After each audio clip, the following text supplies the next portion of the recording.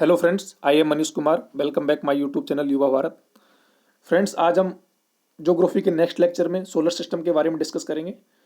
इससे पहले वाले लेक्चर में हमने ब्रह्मांड यानी यूनिवर्स के बारे में डिस्कस किया था। आई होप यू वो लेक्चर आपको पसंद आया होगा और मैं आशा करता हूँ कि ये लेक्चर भी आपको बहुत ज़्यादा पसंद आएगा। तो इसी आशा के साथ आज हम इस लेक्चर को स्टार्ट कर रहे हैं। तो चलिए दोस्तों, बिना देरी करते हुए हम लेक्चर को स्टार्ट करते हैं। दोस्तों, आज का लेक्चर हमारा है solar system. Basically solar system को समझने से पहले दोस्तों आपको कुछ बेसिक जानकारियाँ होना आवश्यक है, जिनमें आपको मालूम होना चाहिए कि सूर्य जो कि हमारे सोलर सिस्टम का प्रधान है, इसके 8 ग्रह हैं, जिनमें पृथ्वी भी शामिल है।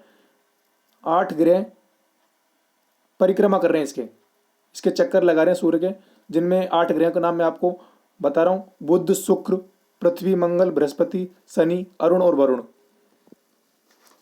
अरुण वरुण को यूरेनस और नेपच्यून नाम से भी जानते हैं। तो आज हम इसी के बारे में डिस्कस करेंगे। तो चलिए दोस्तों, सौरमंडल। तो सौरमंडल की सबसे पहले हम परिभाषा देखेंगे। तो परिभाषा ये है कि सूर्य के चक्कर लगाने वाले ग्रहों, क्षुद्र ग्रहों, धूमकेतुओं, उल्काओं एवं अन्य आकाशीय पिंडों के समूह को सौरमंडल यानी सोलर सिस्टम कहते हैं। दोस्तों, बेसिकली बात यह है कि केवल ग्रह ही चक्कर नहीं लगाते हैं सूर्य के, इसके अलावा क्षुद्र ग्रह, धूमकेतु, उल्का एवं अन्य आकाशीय पिंड भी इसके चक्कर लगाते हैं। किसके? सूर्य के। मैंने आपको पहले ही बता दिया कि सूर्य हमारे सौरमंडल का प्रधान है। इसके इस चित्र से आप समझ सकते हैं। इस चित्र में आपको दिखाई दे रहा होगा कि सूर्य के कई वृत्ताकार पथ में चक्कर लगा रहे हैं। तो इसके सबसे पहले हम बारी बारी से हर ग्रह और सूर्य के बारे में हम डिस्कस करेंगे कि भाई किस ग्रह का क्या नाम है, किस उपनाम क्या है और उसकी क्या विशेषता है। हम इसको देखेंगे बारी बारी से। सूर्य के बारे में हम कुछ जानकारी लेंगे। सूर्य में प्रकाश कहाँ से आता है, सूर्य की उत्पत्ति कैसी हुई, सूर्य हमारी पृथ्वी की उत्पत्ति कैसी हुई, सभी ग्रहों के बारे में हम बारी बारी से जानकारी लेंगे। तो बने रहिए आप मेरे साथ वीडियो में अंत तक। दोस्तों, बेसिकली आपको सुनना है, आपको इसी एनिमेशन को देखते जाना है और आपको बेसिकली सुनना है। मैं आपको बारी बारी से समझा दूंगा। सबसे पहले हम सूर्य के बारे में डिस्कस करेंगे। सूर्य जब जो कि एक मैं आपको बता चुका हूं ब्रह्मांड वाले लेक्चर में कि सूर्य एक तारा है। ऐसे 1 खरब तारे मिलकर के एक आकाशगंगा यानी मंदाकिनी का निर्माण करते हैं, जिसमें हमारी मंदाकिनी का आकाशगंगा का नाम है दुग्धुमेखला, मिल्की वे जिसको हम कहते हैं। ऐसे 1 खरब मंदाकिनियां मिलकर एक मंदाकिनी का समूह बनाती है और ऐसे 1 खरब समूह मिलकर के एक ब्रह्मांड का निर्माण करते हैं। तो मैंने आपको ब्रह्मांड वाले टॉपिक में वो समझा दिया था। तो ये हमारा एक सोलर सिस्टम है। इसमें सिर्फ एक सूर्य है, एक तारा है, इसके 8 ग्रह चक्कर लगा रहे हैं।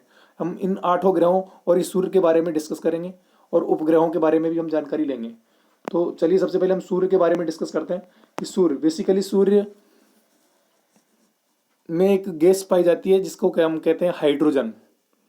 इसमें 71% हाइड्रोजन पाई जाती है, जबकि 26.5% हीलियम पाई जाती है। आप सुनते जाइए और अपने कानों में इस आवाज़ को जाने दीजिए ताकि आपको हर पॉइंट एक एक क्वेश्चन याद हो जाए।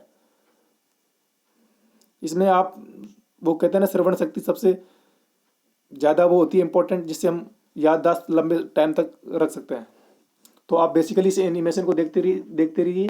आगे भी हम कई एनिमेशन आपको दिखाएंगे, कई व्यू हम आपको दिखाएंगे। इससे पहले हम ये मेन हमारा जो कि सौरमंडल है, इससे समझिए, आप समझने का प्रयास करिए। हाइड्रोजन यानी हाइड्रोजन के अलावा इसमें सबसे पहले 2 हाइड्रोजन से हाइड्रोजन मिलकर के एक हीलियम गैस का निर्माण करते हैं, जिससे कि इसमें ये प्रकाश का निकल रहा है। इसमें हीलियम की मात्रा 26.5% है, जबकि अन्य गैसें इसमें कितनी परसेंट है? 2.5% है। मैंने बताया आपको हाइड्रोजन इसमें 71% 71% है, जबकि हीलियम इसमें 26.5% है। बाकी 2.5 अन्य गैसें हैं। इसके अलावा हम सूर्य के, ये आपको दिखाई दे रहा होगा कि ये दीप्तिमान सतह जो दिखाई दे रहा है आपको, ये दीप्तिमान सतह जिसको कि हम प्रकाश मंडल कहते हैं। क्या कहते हैं? प्रकाश मंडल, जिसको हम अंग्रेजी में फोटोस्फीयर नाम से जानते हैं, फोटोस्फीयर। इसके अलावा हम सूर्य के समय जो भाग दिखाई देता है, सूर्य ग्रहण पड़ता है हमारा, आपने देखा होगा, सूर्य ग्रहण के बारे में भी हम डिस्कस करेंगे। सूर्य ग्रहण जब आगे हम इसके बारे में अलग से पूरा टॉपिक समझेंगे। इससे पहले हम समझते हैं भाई सूर्य ग्रहण के समय जो दिखाई देता है भाग, उसको हम क्या कहते हैं? उस भाग को हम सूर्य क्रीट या सूर्य कोरोना कहते हैं। इसको आज जो महामारी देश में आई हुई है, वो बेसिकली कोरोना नाम यहाँ से ही पड़ा है, क्योंकि उसका आकार, आज के कोरोना जो वायरस है, उस कोरोना वायरस का आकार सूर्य के समय दिखाई देने वाला, जो सूर्य ग्रहण के समय दिखाई देने वाला भाग होता है, उसका जैसा ही वो दिखाई देता है। इसी कारण से उसका नाम कोरोना दिया गया है। तो सूर्य ग्रहण के समय कौन सा भाग दिखाई देता है? सूर्य क्रीट, जिसको हम कोरोना कहते हैं। ठीक है दोस्तों। और सूर्य की अगर हम उम्र की बात करें, तो सूर्य की उम्र 5 बिलियन वर्ष है। कितनी वर्ष है? 5 बिलियन वर्ष है, जिसको हम सुपरनोवा के नाम से जानते हैं। आपने सुना होगा सुपरनोवा, तो सुपरनोवा उसको हम कहते हैं। और सूर्य का प्रकाश पृथ्वी तक पहुंचने का समय है 8 मिनट 16 सेकंड। 8 मिनट, इसको 20 सेकंड मिल सकता है आपको, लेकिन आप याद रखिए 8 मिनट से आगे कोई 15 लिखता है, कोई 16 लिखता है, कोई 20 लिख देता है। तो आप 8 मिनट के आसपास समय जो आता है वो आप सही मानिए। इसमें एग्जैक्ट कोई नहीं बता सकता। इसमें 8 मिनट 16 सेकंड माना जाता है वैसे, तो आप इसको याद रखिए। सौर ज्वाला, जो कि उत्तरी ध्रुव पर, ये जो सूर्य से ये ज्वाला निकल रही है, ये बाहर ज्वाला ज्वाला निकल रही है, या पृथ्वी अपनी, ये देखिए, इस पृथ्वी पर जो इसकी सौर की ज्वालाएं आ रही है, इस सौर ज्वाला में पृथ्वी के, अगर ये उत्तरी ध्रुव पर आएगी, उत्तरी ध्रुव पर आएगी, तो इसको हम ओरेरा बोरियालिस कहेंगे। क्या कहेंगे? ओरेरा बोरियालिस। और जबकि ये दक्षिणी ध्रुव पर आएगी, तो हम इसको ओरेरा ऑस्ट्रेलिस कहेंगे। अगर आपको याद नहीं रहता तो आप एक बेसिकली माइंड में रखिए कि ओरेरा बोरियालिस तो वो होता है जिसमें ऊपर है, जबकि ऑस्ट्रेलिस, ऑस्ट्रेलिया नीचे है अपना, ऑस्ट्रेलिया महाद्वीप। तो आप याद रखिए दक्षिण ध्रुव में, दक्षिण पर अगर आएगी तो हम उसको क्या कहेंगे?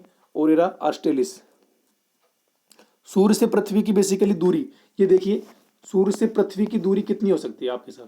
तो इसमें 15 करोड़ वर्ष माना जाता है औसत, जबकि इसका फिक्स मान 14.98 है। इसको हम एक एस्ट्रोनॉमिकल यूनिट भी कहते हैं। एस्ट्रोनॉमिकल यूनिट, जो जिसको हमने आपको डिस्कस किया था ब्रह्मांड वाले टॉपिक में, कि ये इनकी दूरियां हैं मापने की ब्रह्मांड में। इसके आगे हम चलते हैं कि सूर्य के बारे में और डिस्कस करते हैं। हीरक वलय, जिसको डायमंड रिंग कहते हैं, जो कि सूर्य ग्रहण के समय की घटना होती है। इसके बारे में आपको हम आगे और डिस्कस करेंगे। अभी हम बेसिकली नॉर्मल सूर्य के बारे में जानकारी ले रहे हैं, वही सूर्य के बारे में जो बेसिक जानकारियां उनको हम डिस्कस कर रहे हैं। ठीक है, तो आई होप यू सूर्य के बारे में आपको समझ में आया होगा। सूर्य ग्रहण का जो पड़ता है, सूर्य ग्रहण की अधिकतम अवधि कितनी होती है? अधिकतम अवधि 8 मिनट होती है, 8 मिनट होती है इसकी अधिकतम अवधि, 8 मिनट। तो सूर्य के बारे में आपको समझ में आया होगा। इसके बाद में हम सबसे पहले जो ग्रह हमारा है, ये सबसे नज़दीक, ये देखिए बुध। बुध के बारे में जानकारी लेंगे और बुध के बारे में समझने का प्रयास करेंगे। बेसिकली बुध एक सबसे छोटा ग्रह है। सबसे छोटा ग्रह बुद्धि है, जो सूर्य के सर्वाधिक निकट है। आप चित्र से देख सकते हैं कि सूर्य के सर्वाधिक निकट कौन सा है ग्रह है, तो वो बुध है। बुध को हम मरकरी कहते हैं, इंग्लिश में क्या बोलते हैं? मरकरी। तो इसके बारे में देखिए, सूर्य के सर्वाधिक निकट है, ये आपको दिखाई दे रहा है। सबसे छोटा ग्रह है, ये भी आपको दिखाई दे रहा है। इसके पास कोई उपग्रह स्थित नहीं है। कुछ ग्रह आएंगे हम, जैसे पृथ्वी है जिसका चंद्रमा उपग्रह है, और भी ग्रह हैं जिनके अलग अलग से, बृहस्पति है जिसमें ज्ञानीमिड है। तो इसके बेसिकली बुध के कोई भी वो नहीं है। अगर एग्जाम में क्वेश्चन आ जाता है कि भाई बिना उपग्रह वाला ग्रह कौन सा है, तो वो मरकरी है, बुध है। तो इसका आंसर ये होगा। इसके आगे हम देखते हैं इसका विशिष्ट गुण क्या है। इसका विशिष्ट गुण है कि इसमें चुंबकीय क्षेत्र है का होना। इसमें चुंबकीय क्षेत्र पाया जाता है, ये इसका विशिष्ट गुण है। सूर्य की परिक्रमा का समय इसमें लगता है, सबसे कम समय यही लगाता है। सबसे कम समय में 88 दिन यानी 88 डेज में ये अपनी एक उस पर चक्कर लगा देता है, सूर्य के चक्कर लगा देता है। इसके अलावा इसमें इसको सर्वाधिक तापांतर वाला ग्रह भी कहते हैं, क्योंकि आप समझ सकते हैं कि भाई सर्वाधिक निकट है तो सर्वाधिक तापमान रहेगा। इसके अलावा सूर्य में जब तापमान है तो नज़दीक रहेगा तो तापमान तो बेसिक वाली बात है रहेगा। पर एक विज्ञान वाला आपने नियम भी पढ़ा होगा कि जो जितनी गर्म होती है चीज़ वो उतनी जल्दी ठंडी भी होती है। अपना एक उदाहरण लीजिए कि अपने वो बलुई होती है रेत। रेत गर्मियों में जितनी गर्म रहती है वो उतनी ही रात में ठंडी हो जाती है। तो उसी उदाहरण से आप समझ सकते हैं कि ये बुध है ना, बुध ग्रह जो सर्वाधिक निकट है तो सर्वाधिक गर्म रहेगा, लेकिन रात के समय जब इसका रात होती है तो यह बहुत ज़्यादा ठंडा हो जाता है। तो ये सर्वाधिक तापांतर का मतलब ताप में अंतर पाया जाता है। तो इसमें रात में तो माइनस में चला जाता है, -173 डिग्री सेल्सियस, जबकि दिन में 427 सेंटीग्रेड तापमान हो जाता है। तो आप देख सकते हैं कितना अंतर है इसमें, लगभग 600 डिग्री का अंतर आ रहा है, 600 सेल्सियस डिग्री का। तो ये सर्वाधिक, हमने इसके बारे में 2-5 पॉइंट डिस्कस किए जिसमें सूर्य सर्वाधिक निकट है, सबसे छोटा ग्रह है, इसके पास कोई उपग्रह नहीं है। इसकी विशिष्ट गुण इसका चुंबकीय क्षेत्र का होना इसमें पाया जाता है, चुंबकीय क्षेत्र। इसके अलावा सूर्य की परिक्रमा में इसका समय लगता है 88 दिन, जो सबसे कम है। और इसमें सर्वाधिक तापांतर वाला ग्रह है जिसमें 600 सेंटीग्रेड तापांतर इसमें पाया जाता है। रात में -173 जबकि दिन में प्लस में चला जाता है 427 सेंटीग्रेड। अगला हमारा ग्रह है जिसके बारे में हम डिस्कस करेंगे सूर्य, जिसको हम इंग्लिश में वीनस बोलते हैं। वीनस के बारे में हम देखते हैं कि वीनस के बारे में क्या क्या हम जानकारी ले सकते हैं। वीनस पृथ्वी के सर्वाधिक निकटतम ग्रह है। इसे सब चमकीला ग्रह कहते हैं। ये पृथ्वी के सर्वाधिक निकट है। सूर्य के सर्वाधिक निकट तो वो कौन था, बुध, जबकि शुक्र कौन पृथ्वी के सर्वाधिक निकट है। इस पृथ्वी के सर्वाधिक निकट होने के कारण इसको पृथ्वी की भगिनी कहते हैं या बहिन कहते हैं। इसमें शुक्र का घनत्व या आकार भी, व्यास भी लगभग पृथ्वी के समान है, इसी कारण से पृथ्वी की इसको बहिन कहते हैं। इसे सांझ का तारा, भोर का तारा यानी इवनिंग स्टार और मॉर्निंग स्टार भी कहते हैं। ये सर्वाधिक चमकीला ग्रह है, सबसे गर्म ग्रह भी ये इसको कह सकते हैं हम, क्योंकि उसमें तो जल्दी गर्म होने के साथ ठंडा भी हो रहा था। तो सर्वाधिक गर्म ग्रह इसमें कौन सा है, शुक्र, इसलिए इसको चमकीला तारा भी कहते हैं। तो इसके बारे में आपने समझा होगा कि पृथ्वी के सर्वाधिक निकट है कौन सा, शुक्र, और सर्वाधिक निकट सूर्य के कौन सा है, बुध। तो शुक्र के बारे में 5-6 पॉइंट आपको डिस्कस करने होंगे, जिनमें मैं आपको बताऊंगा, दोबारा बता रहा हूँ। जिसमें पृथ्वी के सर्वाधिक निकटतम ग्रह कौन सा है, शुक्र। सर्वाधिक चमकीला ग्रह कौन सा है, शुक्र। और सर्वाधिक गर्म ग्रह कौन सा है, शुक्र। इसे पृथ्वी की बहन या भगिनी कहते हैं। क्यों कहते हैं, क्योंकि शुक्र का घनत्व और आकार लगभग पृथ्वी के समान है। इसके पास भी कोई उपग्रह नहीं है, बुध के पास भी कोई उपग्रह नहीं है, सूर्य के दोनों के पास कोई भी उपग्रह नहीं है, शुक्र के पास भी कोई उपग्रह नहीं है। और ये अन्य ग्रहों की विपरीत दक्षिणावर्त यानी क्लॉकवाइज चक्रण करता है। यानी और तो है ना जो कि वामावर्त घूमते हैं, जबकि ये ग्रह सूर्य के विपरीत दिशा में घूमता है, यानी दक्षिणावर्त यानी क्लॉकवाइज चक्कर लगाता है। अगला चलते हैं, हम पृथ्वी के बारे में डिस्कस करते हैं। पृथ्वी जो हमारा ग्रह है इसके बारे में हम डिस्कस करेंगे। इसको नीला ग्रह कहते हैं। इस पर ही एकमात्र वो ग्रह है जिस पर जीवन संभव है। 5वां सबसे बड़ा ग्रह है। इसके अलावा जीवन संभावना मंगल पर भी तलाश की जा रही है, जिसमें मंगल मिशन हमारा 2013 में जा चुका है। तो अभी उसका निष्कर्ष निकल रहा है, तो हो सकता है वहाँ पर जीवन संभावना जताई जा रही है, हो सकता है जीवन हो वहाँ पर हो। तो अभी तो पृथ्वी पर ही जीवन संभव है सिर्फ। ये सबसे बड़ा 5वां ग्रह है। पृथ्वी अपने अक्ष पर 23.5 डिग्री झुकी हुई है, जिसके कारण से ऋतु परिवर्तन होता है। इसके बारे में हम आगे डिस्कस करेंगे।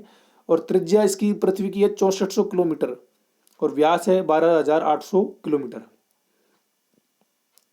पृथ्वी का उपग्रह जिसका नाम चंद्रमा है, चंद्रमा के बारे में भी हम अलग से डिस्कस करेंगे पूरा।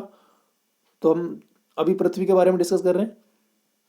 पृथ्वी की परिक्रमण गति अलग है और घूर्णन गति अलग है। पृथ्वी अपने अक्ष पर भी घूमती है और जिसको और एक परिभ्रमण कहते हैं, जबकि पृथ्वी अपने सूर्य के बीच चक्कर लगा रही है, जिसको हम परिक्रमण कहते हैं। परिभ्रमण अपने अक्ष पर घूमना और परिक्रमण पूरे सूर्य के चक्कर लगाना। चंद्रमा का व्यास 3480 किलोमीटर है, जिसके हम चंद्रमा के टॉपिक में ही अलग से डिस्कस करेंगे इसको। तो हमने पृथ्वी की गति के बारे में देखा कि घूर्णन गति अलग है, जिसको परिभ्रमण कहते हैं, जबकि परिक्रमण गति अलग है। परिभ्रमण गति 1610 किलोमीटर पर आवर है, जो कि पश्चिम से पूरब घूर्णन करता है। सूर्य नहीं, पृथ्वी घूर्णन पश्चिम से पूरब की तरफ घूमती है अपने अक्ष पर, और अपने अक्ष धुरी पर घूम रही है। इसके अलावा सूर्य के भी चक्कर लगा रही है पश्चिम से पूर्वी। पृथ्वी की परिक्रमण गति है 30 किलोमीटर पर सेकंड या 10,800 पर आवर। चंद्रमा का व्यास 3400, हमने बता दिया आपको। पृथ्वी से चंद्रमा के मध्य की दूरी 3,84,000 है। कितना है? पृथ्वी से अगर चंद्रमा की दूरी की बात करें तो हम 3,84,000 किलोमीटर है।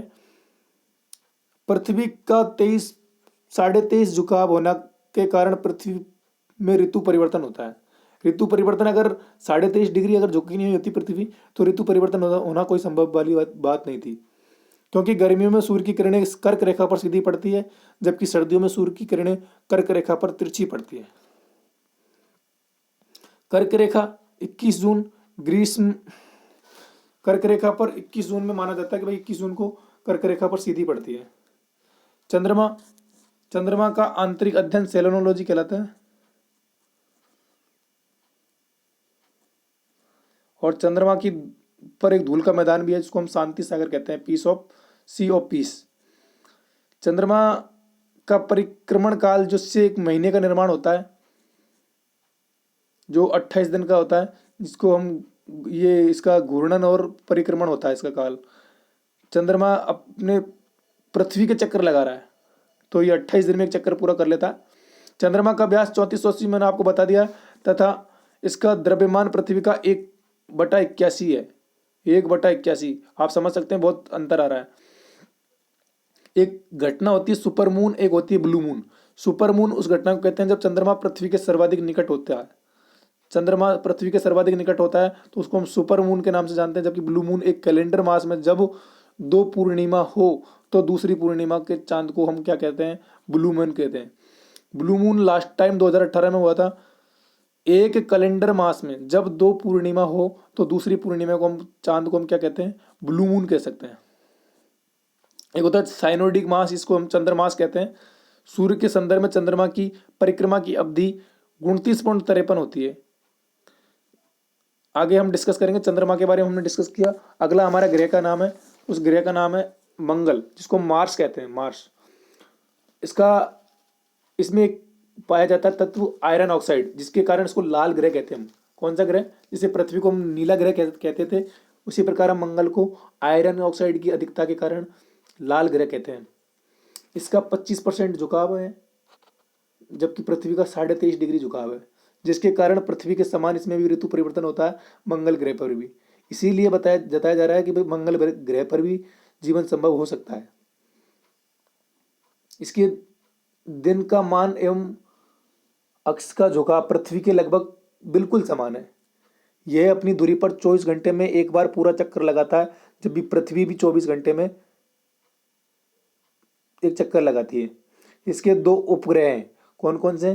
फोबोस और डीमोस। मंगल ग्रह यानी मार्स के दो उपग्रह हैं जिनमें फोबोस और डीमोस है।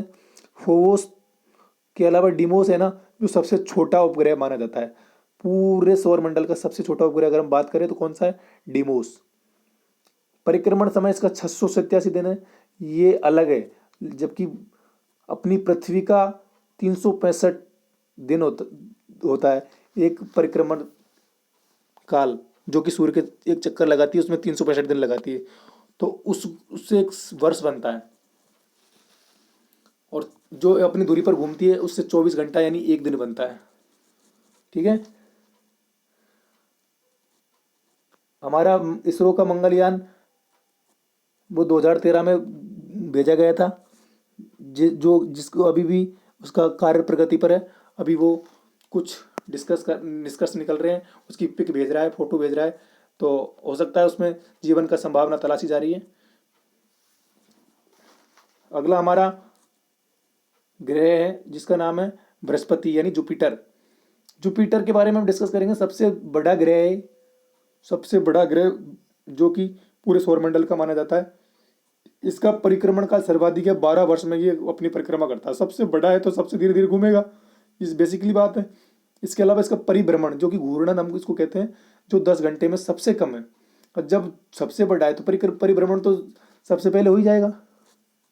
उपग्रह इसका सबसे बड़ा, अगर ये बड़ा है, सबसे बड़ा ग्रह है, तो इसका उपग्रह भी सबसे बड़ा ही होगा।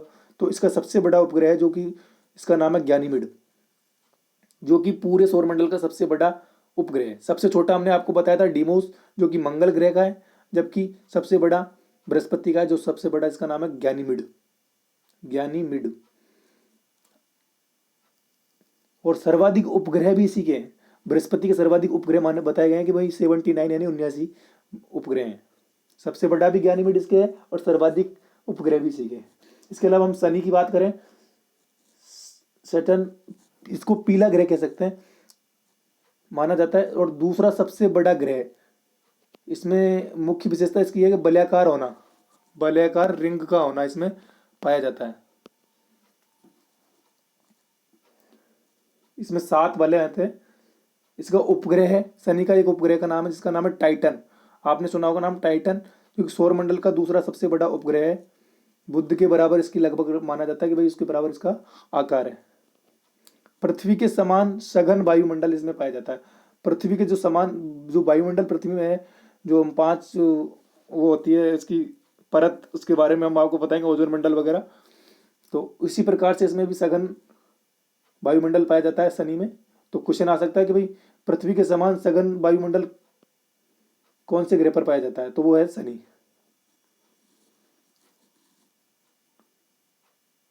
ठीक है।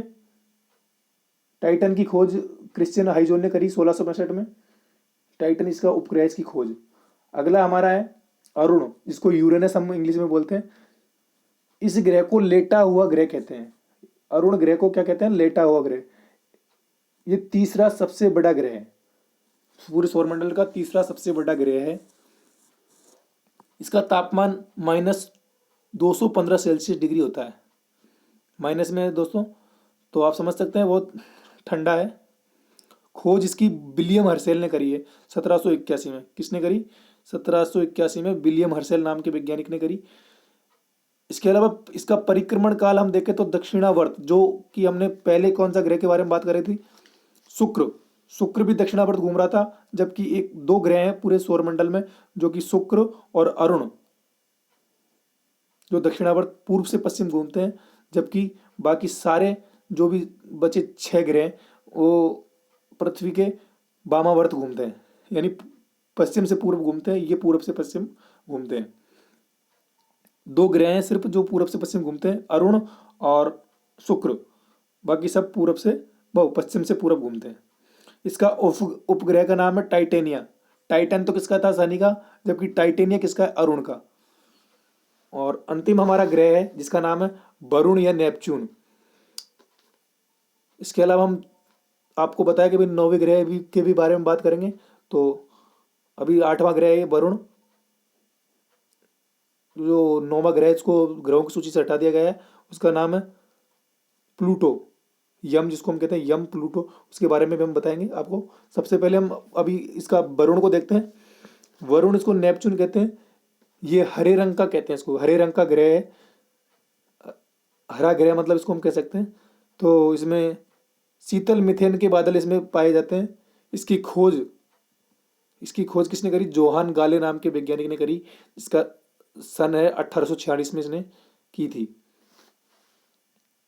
इसका भी एक उपग्रह है जिसका नाम टिट्रॉन। तो मैं आपको इसमें कंफ्यूज मत होना, एक तो टाइटन शनि का है, नाम एक जैसे लग रहे हैं। टाइटन शनि का है, और टाइटन ये अरुण का है, और टिट्रॉन जो कि वरुण का है। इसके 13 उपग्रह हैं वरुण के। कितने? 13 उपग्रह। तो दोस्तों ये 8 ग्रह हमारे समाप्त हुए, और ये 9वां ग्रह के बारे में भी हम थोड़ा सा डिस्कस करते हैं। 9वां ग्रह यम, जिसको हम प्लूटो कहते हैं। इसकी खोज क्लाउड टामको नाम के वैज्ञानिक ने 1930 में करी। परंतु ये पहले 2006 से पहले 9 ग्रह होते थे। हमारे सौरमंडल में कितने ग्रह होते थे? 9। परंतु इसमें इसने जो उसका नियम होता है ग्रह का घूमने का, कि भाई इस उस आकार में घूमना चाहिए, उस आकार में घूम नहीं रहा होगा, तो वैज्ञानिकों ने इसमें कुछ कमी होने के कारण इसको 2006 में हटा दिया गया, ग्रहों की सूची से हटा दिया कि भाई ये पालन नहीं कर रहा है ग्रहों का, ग्रहों के नियम जो होता है उसका पालन नहीं कर रहा है भाई, जैसे घूमना है कुछ, तो उस कमी के कारण इसको 2006 में हटा दिया गया था। नियमों का पालन नहीं हो रहा था। अपनी वो जो वलयाकार में घूमता है जो कोई भी ग्रह है, तो ये पूरी तरह नहीं घूम रहा था। तो आई होप यू दोस्तों आपको ये लेक्चर समझ में आया होगा। इसके अलावा हम सौरमंडल के अन्य पिंड के बारे में बात करेंगे, जिनमें परंपरागत ग्रह हैं, बौने ग्रह हैं, लघु पिंड है। परंपरागत ग्रह में तो दोस्तों ये है, क्या नाम है, धूमकेतु, क्षुद्र ग्रह। इसके बीच में एक क्षुद्र पट्टी है, इनके बीच में पृथ्वी के बीच, ये बुध, शुक्र, पृथ्वी, मंगल और बृहस्पति के बीच में क्षुद्र पट्टी है, जिनमें पुच्छल तारा होते हैं, धूमकेतु होते हैं, छोटे छोटे पिंड इनको कहते हैं हम।